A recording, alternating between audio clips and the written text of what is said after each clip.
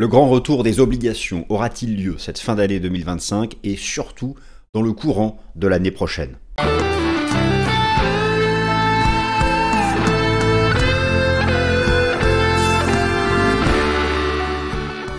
Chers amis, suivez chaque matin mes analyses publiées sur le profil Swissquote du site TradingView, une analyse par jour sur toutes les classes d'actifs. Et enfin, je vous rappelle que le contenu de cette vidéo ne constitue en aucun cas un conseil financier. Le contenu de cette vidéo ne constitue en aucun cas un conseil financier. Merci à tous. Chers amis, bienvenue, nouvelle édition du Top Gun. Ça fait longtemps que nous n'avons pas parlé des obligations, du prix des bonds qui, concrètement, est sur un plancher depuis 2022. Depuis 2022, les actifs dits risqués en bourse sont en tendance haussière. Depuis 2022, le S&P 500 a fait 100% de hausse. Je vous renvoie vers mon Top Gun de la semaine dernière. Depuis 2022, le cours du Bitcoin est passé de 15 000 $ à plus de 100 000 $. De manière générale, le marché action mondial a fait de nouveaux records historiques. Je vous laisse réobserver les indices MSCI World.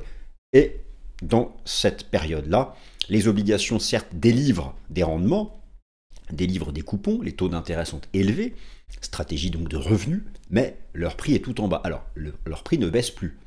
Le prix des obligations est au plancher depuis 2022. Il est flat, fait des allers-retours comme ça, mais sur support majeur.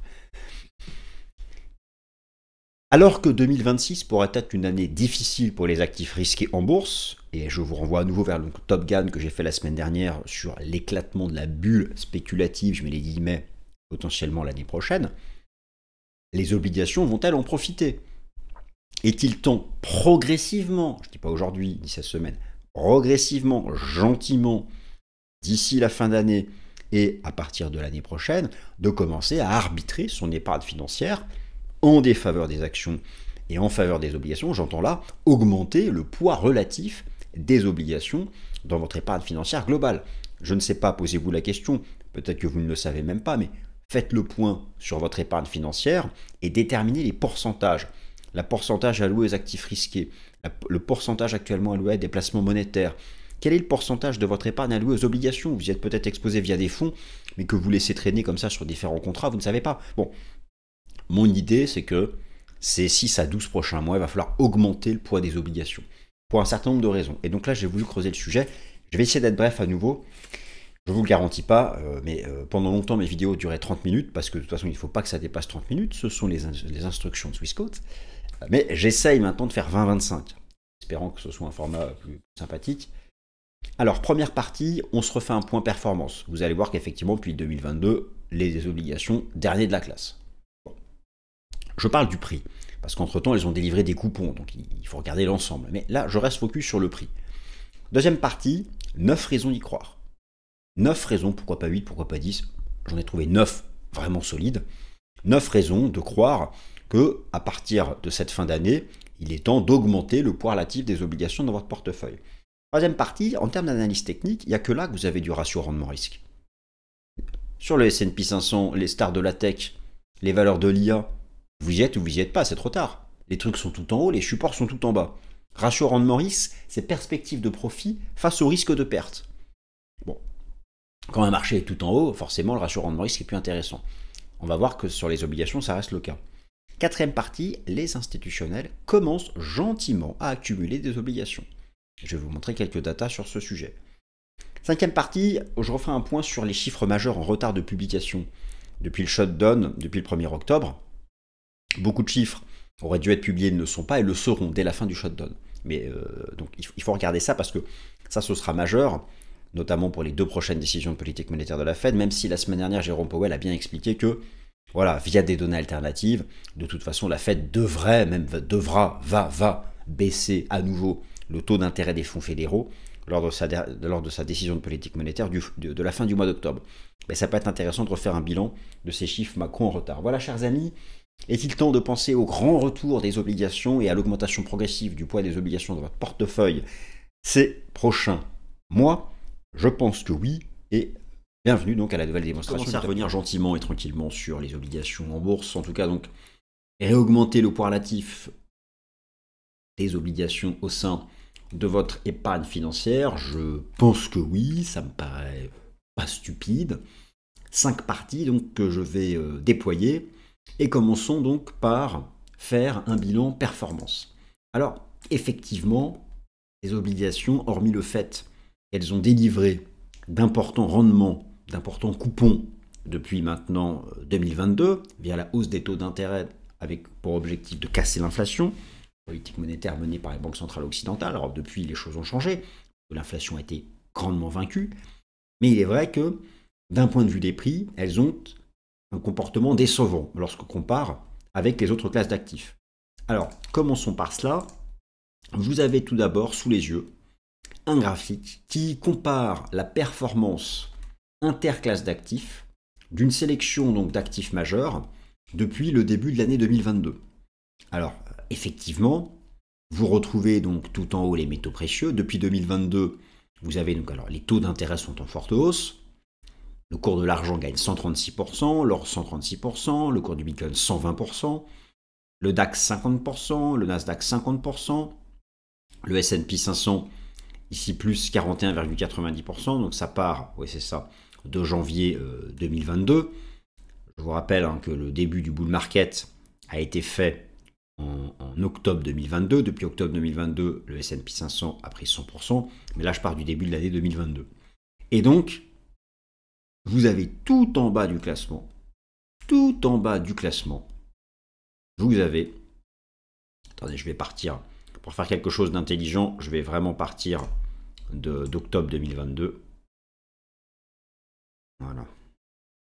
À partir d'octobre 2022, les choses comme ça, voilà, sont plus proches de la réalité actuelle. Voilà, là, nous y sommes.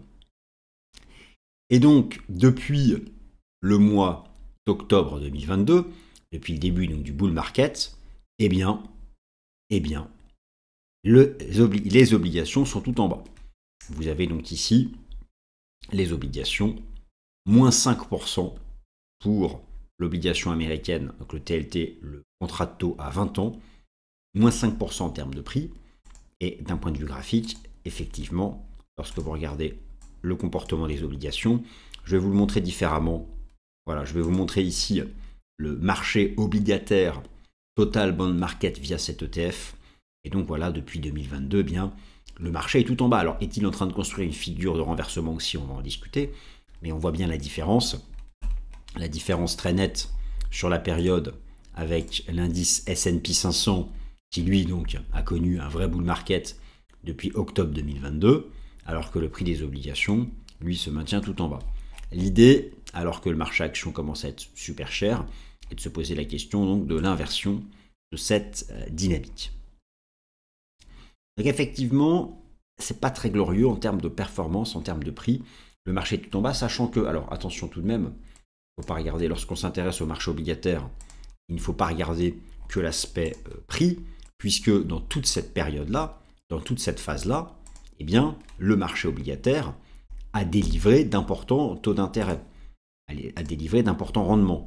Je vais vous montrer ici le 10 ans américain en bougie japonaise hebdomadaire, et depuis donc septembre 2022, depuis la fin de l'année 2022, eh bien, les rendements déployés sont compris entre 3 et 5% ici sur le 10 ans. Donc, ce sont des stratégies de revenus. Des coupons ont été délivrés. Le prix, lui, n'a pas droppé, le prix n'a pas chuté, donc ça n'a pas été un mauvais investissement d'investir, d'avoir des obligations. Il n'y a pas eu de perte de prix, il n'y a pas eu non plus d'augmentation de prix, alors sauf si vous avez acheté ici, mais grosso modo, on voit que c'est une période flat qui est tout en bas. Et cette période flat qui est tout en bas, eh bien, se pose la question de savoir, du coup, est-ce une vraie période d'accumulation, comme on avait eu ici au début des années 2000, pour un réengagement de la tendance haussière du prix des obligations, sachant que là, en les achetant maintenant, vous loquez des rendements peut-être qu'on ne reverra pas avant un certain temps. Ça dépend bien sûr des échéances. Bon, toujours pareil, une obligation, vous êtes détenteur du prix de cette obligation, vous encaissez des coupons. 9 raisons fondamentales, 9 raisons globales, qui pourraient faire que les obligations vont gentiment se mettre à surperformer d'ici la fin de l'année 2025 et surtout dans le courant de l'année 2026. Première raison, c'est une raison d'arbitrage. la survalorisation du marché action. Je vous renvoie vers le Top Gun que je vous ai proposé la semaine dernière, vous expliquant qu'en termes de valorisation, nous étions proches maintenant des excès de la bulle dite .com qui avait culminé donc en 2000.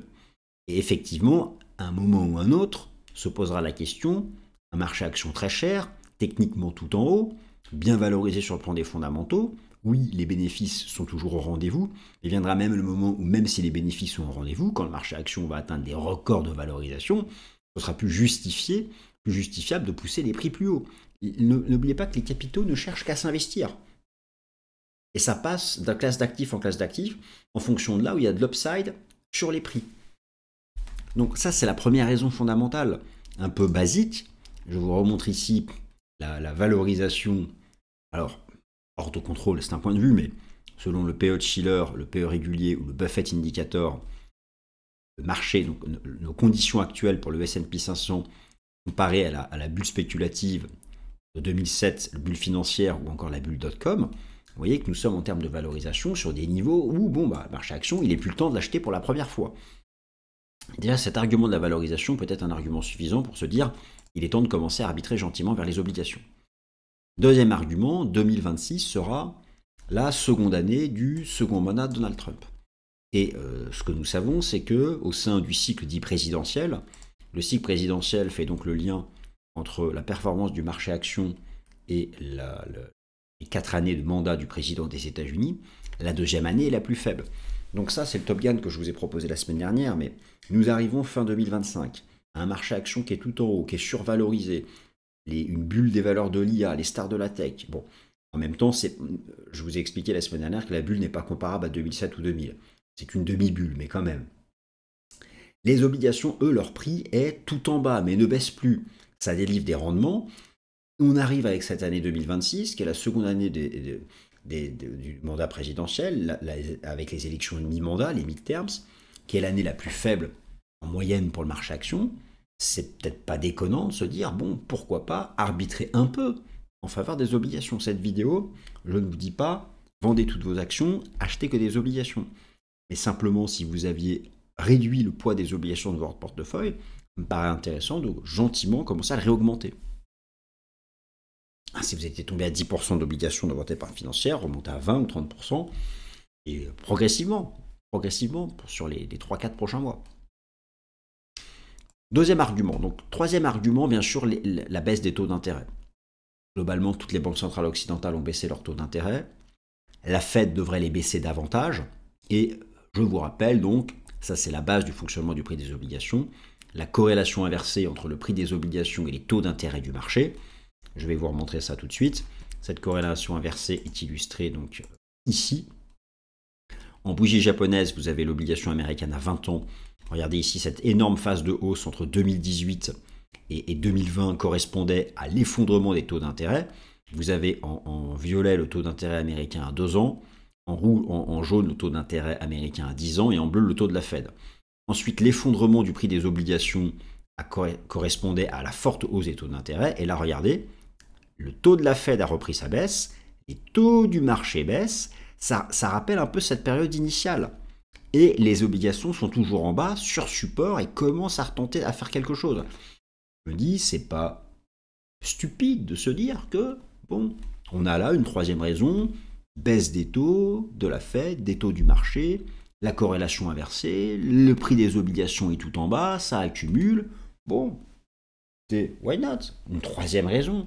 Donc on a quand même là, on a commencé par quand même 3 raisons sacrément solides. La valo du marché à action, le cycle présidentiel, la corrélation inversée, prix des obligations, taux d'intérêt. Alors on a bien sûr une 4e raison qui est la normalisation de l'inflation. Alors me direz-vous, non mais c'est un rêve, les tarifs douaniers, etc., etc. Il n'y aura pas de normalisation de l'inflation. Alors je vous remontre un slide que je vous ai proposé dans un Top Gun il y a un mois. Ça a été un slide que j'ai construit en utilisant toutes les études qui ont été faites notamment par les banques, mais aussi des institutions privées, sur la durée nécessaire pour que se normalise l'inflation en tenant compte des tarifs douaniers. Et grosso modo, on est arrivé à une durée moyenne de 4 à 9 mois. Tout dépend en fait de la façon dont les entreprises répercutent les tarifs douaniers sur le consommateur ou pas, ou sur leur marge. Mais grosso modo, ça donne une période de 4 à 9 mois. Les tarifs douaniers sont en application depuis août dernier. Donc vous voyez, c'est quelque chose là qui peut être une thématique de 2026, normalisation de l'inflation. Et clairement, cela sera quelque chose qui sera favorable au prix des obligations. Toujours pareil, via le mécanisme des taux d'intérêt.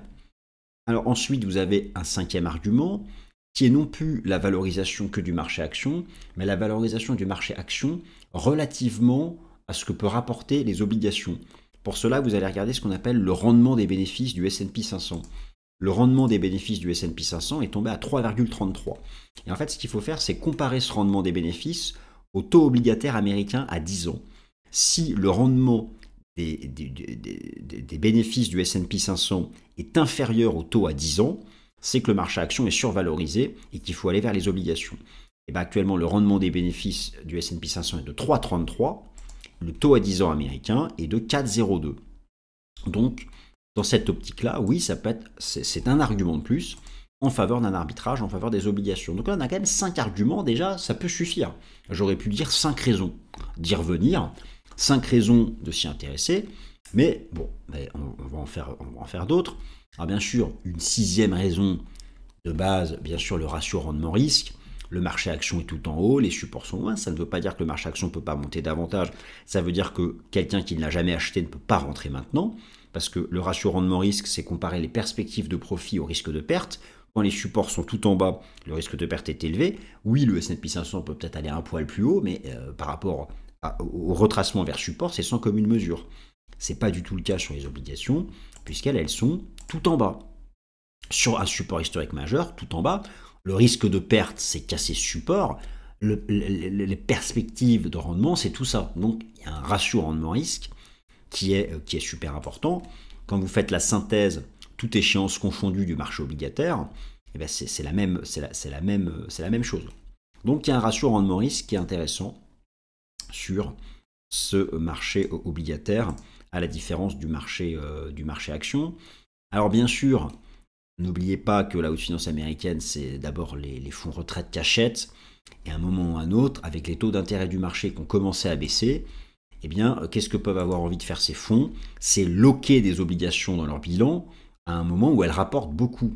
Car dites-vous bien une chose, c'est que là, les taux du marché baissent, donc si vous voulez loquer un coupon annuel qui soit intéressant, il faut acheter l'obligation avant que les taux d'intérêt baissent trop vite. Ça aussi, ça peut se traduire par justement eh bien, des capitaux qui vont se détourner un peu des actions de la part des fonds de pension US pour aller vers ce marché obligataire pour loquer des rendements. Ça, c'est une septième raison.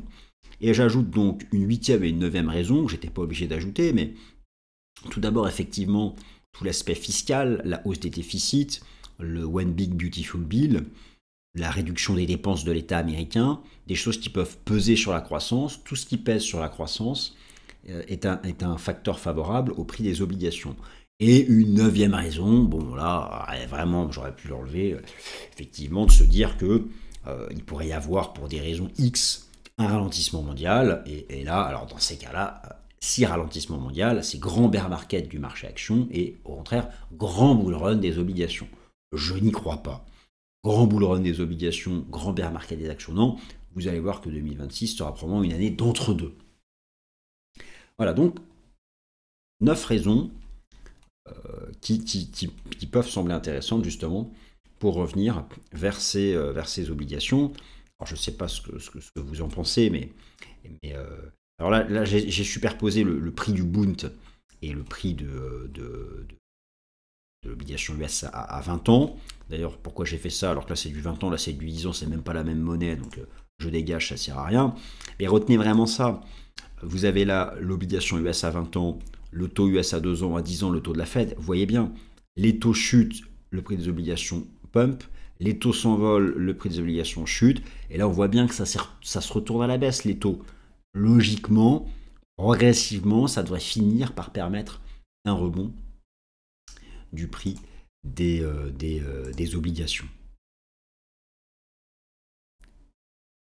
Alors, oui, le ratio rendement-risque, bon, je ne sais pas pourquoi j'ai ajouté ce slide alors qu'on vient d'en parler, mais le principe du ratio rendement-risque, c'est, écoutez, le principe du ratio rendement-risque, c'est le suivant. Je vais revenir ici et je vais vous montrer quelque chose. Je vais vous montrer, non, n'importe quoi, je vais vous montrer, qu'est-ce que je fous sur les cryptos. On va aller voir les indices sectoriels du S&P 500. Voilà. Donc là, vous avez le secteur de la tech aux États-Unis. Oui, c'est aussi, oui, les stars de la tech, oui, l'IA. Le ratio rendement-risque en bourse, c'est on entre en position lorsque vous avez une espérance de rentabilité qui est minimum 2 fois supérieure au risque de perte. D'accord ? Là, le risque de perte, c'est quoi? C'est de revenir au moins sur ce support. Donc en pourcentage, et par contre, c'est quoi l'upside? On ne sait pas, c'est le no man's land. On est tout en haut, c'est suracheté, jusqu'où? C'est l'incertitude. Si on était sur support, il y aurait un ratio rendement-risque intéressant. Mais là, nous ne sommes pas sur support. Et là, je vous montre les valeurs de la tech. Alors que, au contraire, lorsque vous regardez donc les obligations US, nous sommes sur support. Donc il y a du ratio rendement-risque. Bon, ça c'était dans les arguments. Alors, 5e partie, que font les institutionnels? Alors il y a plusieurs façons, hein. Vous avez bien sûr les obligations sont achetées, donc sont achetées en dur par les institutionnels. Vous pouvez bien sûr aussi vous exposer via les ETF. Vous avez les contrats futurs et les contrats d'option. Ce qui est intéressant pour mesurer ce positionnement institutionnel, c'est de regarder les données du rapport Commitment of Traders, qui va donc concerner le positionnement sur les contrats futurs et contrats d'option des taux d'intérêt. Et n'oubliez pas la relation inverse avec le prix des obligations. Et ce que montre en fait le tout dernier rapport Commitment of Traders, c'est que depuis quelques semaines, les institutionnels, les asset managers sont en train de réduire significativement leur position à l'achat sur les taux. La position nette a clairement subi une inversion de tendance. Et pour le prix des obligations, il faut raisonner de manière inverse. Vous inversez cette courbe jaune. Donc je pense que là, vous avez, en plus du fait qu'on est sur une zone basse de 25 ans en termes de prix et une zone d'accumulation intéressante, vous avez là un signal institutionnel qui me paraît quand même intéressant et jouer donc en faveur de ces obligations. Sachant que, je vais revenir ici juste sur cet aspect technique, où vous avez en plus donc l'aboutissement de 5 vagues héliotistes, des belles divergences qui viennent faire miroir à celle ici qui était baissière, le croisement de MACD qui fait miroir à celui-là qui était baissier. Donc il y a quand même des choses techniquement qui m'intéressent ici pour les prochains mois. Et je termine par quelque chose qu'il ne faut pas oublier, c'est que le shutdown a reporté la publication d'un certain nombre de chiffres. Vous avez déjà le NFP du 3 octobre, le CPI du 15 octobre, le PPI du 16 octobre qui ont été repoussés. Dès la réouverture du gouvernement américain, à la fin du shutdown, ces chiffres seront reprogrammés. Et tout ça aura bien sûr une influence forte sur ce que fera la Fed cette fin d'année et sur les taux d'intérêt du marché, et donc sur le prix des obligations. Donc pour conclure, je ne suis pas en train de dire acheter maintenant les obligations, ça ira pas plus bas. Je vous dis qu'on est en zone basse. Je vous dis que c'est pas déconnant de commencer à penser à réorganiser et à revoir le poids relatif des classes d'actifs au sein de son épargne financière. Et on fera le point l'année prochaine. Mais je ne serais pas surpris l'année prochaine de voir le prix des obligations rebondir. Et donc, plus tôt on les achète, plus tôt on peut bloquer un rendement important. Parce que les taux d'intérêt vont baisser avec la remontée du prix des obligations. Et donc vous aurez des coupons moins intéressants si vous tardez à en rentrer en portefeuille. Merci à toutes et à tous de votre attention. Excellente semaine. Ce contenu s'adresse aux personnes familières avec les marchés financiers et les instruments financiers et est fourni à titre informatif uniquement. L'idée présentée, y compris les commentaires de marché, données de marché et observations, ne constitue pas un produit de recherche de la part d'un département de recherche de Swissquote ou de ses affiliés. Ce matériel vise à mettre en lumière les mouvements du marché et ne constitue en aucun cas un conseil en investissement juridique ou fiscal. Si vous êtes un investisseur particulier ou si vous manquez d'expérience dans le trading de produits financiers complexes, il est recommandé de consulter un conseiller agréé avant toute décision financière. Ce contenu n'a pas pour objectif de manipuler le marché ni d'encourager un comportement financier spécifique. Swissquote ne garantit en aucun cas la qualité, l'exactitude, l'exhaustivité ou l'absence de violation de ce contenu. Les opinions exprimées sont celles du consultant et sont fournies à des fins éducatives uniquement. Toute information liée à un produit ou à un marché ne doit être interprétée comme une recommandation d'une stratégie d'investissement ou d'une transaction. Les performances passées ne garantissent pas les résultats futurs. Swissquote, ses employés et représentants ne sauraient en aucun cas être tenus responsables de tout dommage ou perte, directe ou indirecte, résultant des décisions prises sur la base de ce contenu. L'utilisation de marques ou de noms commerciaux de tiers est uniquement à titre informatif et n'implique aucune approbation de la part de Swissquote, ni que le propriétaire de la marque a autorisé Swissquote à promouvoir ses produits ou services. Swissquote est la marque commerciale regroupant les activités de Swissquote Bank SA, régulée par la FINMA, Swissquote Capital Markets Ltd, régulée par la SAISEC, Swissquote Bank Europe SA, régulée par la CSSF, Swissquote Ltd, régulée par la FCA, Swissquote Financial Services Ltd, régulée par la MFSA, Swissquote MEA, régulée par la DFSA, Swissquote PTE Ltd, régulée par la MAS, Swissquote Asia Limited, licenciée par la SFC, et Swissquote South Africa Ltd, supervisée par la FSCA. Les produits et services de Swissquote sont destinés uniquement aux personnes autorisées à les recevoir conformément au droit local. Tout investissement comporte un risque. Le risque de perte en tradant ou en détenant des instruments financiers peut être important. La valeur des instruments financiers, y compris mais sans s'y limiter actions, obligations, crypto-monnaies et autres actifs, peut fluctuer à la hausse comme à la baisse. Il existe un risque important de perte financière lors de l'achat, de la vente, du staking ou de l'investissement dans ces instruments. Swissquote ne recommande aucun investissement, transaction ou stratégie en particulier. Les CFD sont des instruments complexes comportant un risque élevé de perte rapide en raison de l'effet de levier. La grande majorité des comptes de clients de détail subissent des pertes en capital lors du trading des CFD. Vous devez vous assurer que vous comprenez le fonctionnement des CFD et que vous pouvez vous permettre de prendre un risque élevé de perte. Les actifs numériques ne sont pas régulés dans la plupart des pays et les règles de protection des consommateurs peuvent ne pas s'appliquer. En tant qu'investissement hautement volatile et spéculatif, ils ne conviennent pas aux investisseurs ayant une faible tolérance au risque. Assurez-vous de bien comprendre chaque actif numérique avant de trader. Les crypto-monnaies ne sont pas considérées comme une monnaie légale dans certaines juridictions et sont soumises à des incertitudes réglementaires. L'utilisation de systèmes basés sur Internet peut entraîner des risques importants, notamment mais sans s'y limiter la fraude, les cyberattaques, les pannes de réseau et de communication, ainsi que le vol d'identité et les attaques de phishing liées aux cryptoactifs.